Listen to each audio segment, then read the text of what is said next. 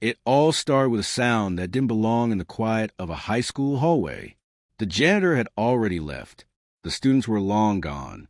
But James Carter, a hard-working single father, stood frozen in front of his daughter's locker. He wasn't supposed to be here. He wasn't supposed to know the combination. But something had been eating at him for weeks. Something about the way Nia, his 16-year-old daughter, had been coming home from school. She wasn't the same. Her once bright smile had dimmed. Her laughter, once loud enough to fill the entire house, now barely flickered. And then there were the excuses. She claimed she was staying late for study groups. But James never saw her bring home books. She was tired all the time, distracted, and always clutching her phone close to her chest. Tonight, James had gotten a call from school. They told him Nia had left her backpack behind. That's what brought him here. But when he reached into her locker, something unexpected fell out. A stack of folded letters. They weren't addressed. They weren't in envelopes. But the handwriting, it was shaky, rushed, like whoever wrote them was terrified of being caught. James hesitated. He knew he shouldn't invade his daughter's privacy. But something deep inside told him, no, begged him, that he needed to read them, that this was no ordinary teenage secret. He unfolded the first letter, and what he read made his hands tremble. I can't keep this to myself any longer. They said if I speak up, everything will be taken away from me. But I'm scared, so scared. Please, don't let them find out. James's heart started pounding. He flipped through the next letter. Every day it gets worse. The whispers, the threats, the looks in the hallway. I don't know how much longer I can take it. If something happens to me, know that it wasn't an accident. By the third letter, his breathing was shallow, his vision blurred. Dad can't know. If he finds out, they'll come after him too. James stumbled backward, his knees weak. Who were they? What were they doing to his daughter? And why would she keep something this dangerous a secret from him? Just then, James heard footsteps echoing down the empty hallway. He quickly shoved the letters back into the locker, but it was too late. A shadow moved across the lockers, slow, deliberate, as if someone knew exactly where he was. He froze, the letters in his hand, the silence of the hallway, and that chilling thought.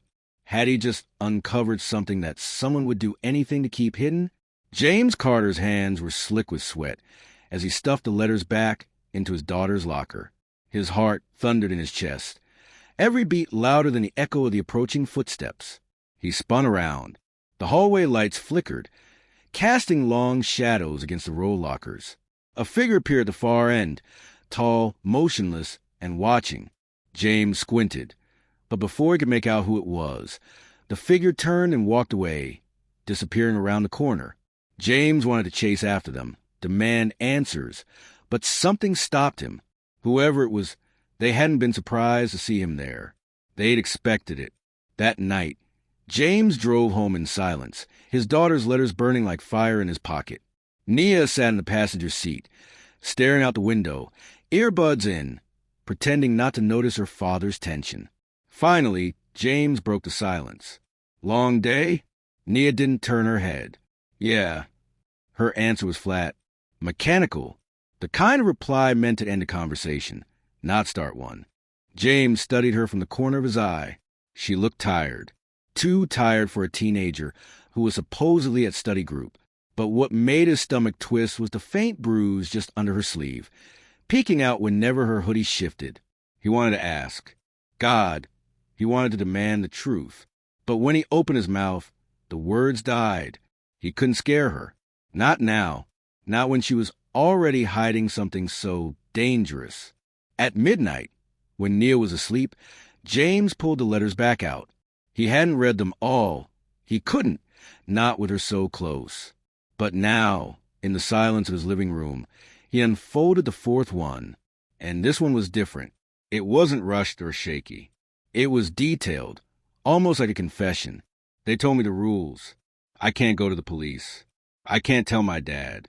If I break them, they'll ruin us. They said they know where we live. They said they know about him. James froze. Him?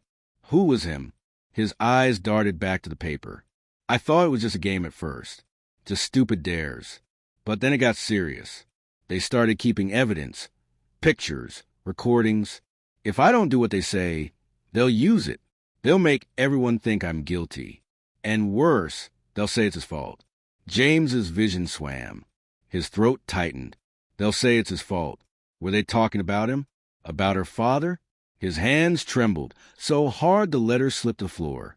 Whoever was behind this wasn't just targeting Nia. They were targeting him too. The phone rang. James nearly jumped out of his skin. He snatched it up before it could wake Nia. But when he answered, no one spoke. "Hello," he whispered. Static crackled on the other end. And then, faintly, so faintly he thought he might be imagining it, a voice whispered, "Stop reading the letters." The line went dead. James's blood turned to ice. Whoever wrote those letters, whoever threatened his daughter, they already knew he'd found them. The next morning, James tried to keep things normal. He made breakfast. He asked Nia about school. She answered with the same dull, distant tone. But as she reached for her backpack, James noticed something. The pocket was already open, and inside, tucked neatly between her notebooks, was another folded piece of paper. He grabbed it before she could stop him. "Dad." Nia lunged for it, but James held it high. "What is this, Nia? Who's doing this to you?" His voice shook, a mix of fear and fury. Her face drained of color. "You weren't supposed to know," she whispered. "Know what?" James demanded. Nia's eyes filled with tears, but before she could speak, there was a knock at the door. Hard, sharp, urgent. James froze. Nia's expression shifted from fear to pure terror. "Dad, don't open it," she whispered, her voice trembling. "If you do, it's already too late." The knocking grew louder. Whoever was outside wasn't going away. James's chest tightened. His hand hovered over the doorknob. The letters in his pocket suddenly felt like evidence. Evidence of something he didn't understand. He turned to Nia, his voice barely a whisper. "Who's out there?" Her lips trembled. Her answer was so soft, he almost didn't hear it. "The people I told you never to find out about."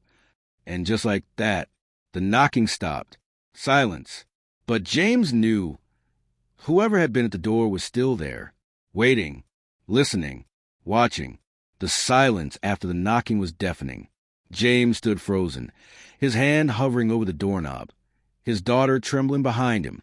Finally, he pulled the door open. But no one was there. Only a plain white envelope sat on the porch, tucked beneath the welcome mat. His stomach dropped as he bent to pick it up. Inside was a single sheet of paper. The handwriting was the same shaky scrawl as the letters. "You were warned. Now you both pay the price." James's chest tightened. He turned back to his daughter, holding the note in the air. "What is this, Nia? Who's doing this to you?" Tears streamed down her face. She shook her head violently. "You don't understand, Dad. If I tell you, they'll destroy us both." "Who?" James roared, his fear boiling into rage. "Who has this kind of power over you?" "Over us." Nia buried her face in her hands. "It's not who you think," she whispered. James knelt in front of her, gripping her shoulders.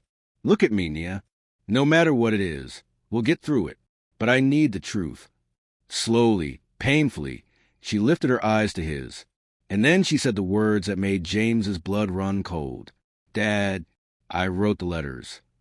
James recoiled as if he'd been struck. "What do you mean you wrote them?" "Nia, I read them. Someone is threatening you." Nia sobbed. "No one's threatening me. Dad, it's me. I was threatening myself." James's mind spun. "That doesn't make sense. Why would you?" Her voice cracked. "Because I didn't know how else to tell you." She pulled the final letter from her pocket and shoved it into his hands. With shaking fingers, James unfolded it. This one wasn't rushed. It wasn't cryptic. It was raw. "Dad, I'm drowning. Everyone sees me as the strong one, the perfect one. But inside I'm breaking. I don't sleep. I don't eat. I pretend to smile so you don't worry. I thought if I made it sound like someone else was hurting me, maybe you'd finally see how much pain I'm in. I didn't want you to think I was weak. I didn't want you to be disappointed in me." James's eyes blurred with tears. His daughter hadn't been haunted by strangers. She'd been haunted by herself. He dropped the letter and pulled Nia into his arms, holding her as tightly as he could. Nia, listen to me. You're not weak. You're not a burden. You never have to hide your pain from me. I'd rather hear the ugliest truth than see you suffer alone in silence. She sobbed against his chest.